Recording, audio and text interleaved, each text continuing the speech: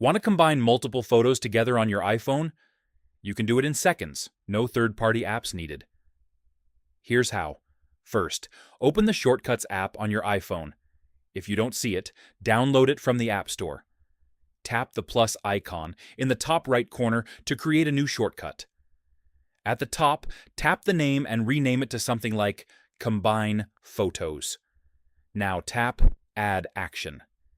In the search bar, type Photos. Select Photos. Tap the small arrow next to it and enable Select Multiple so you can choose more than one image. Next, tap Add Action again. Search for Combine Images. Select it. Here you can choose how your photos are combined: horizontally, vertically, or in a grid. Pick the layout you prefer.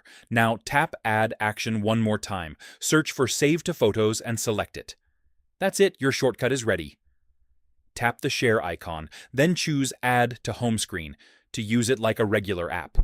Now, whenever you tap the shortcut, select the photos you want to combine, and your new merged image will automatically be saved to your Photos app. Super simple. If this helped, like the video and subscribe for more iPhone tips.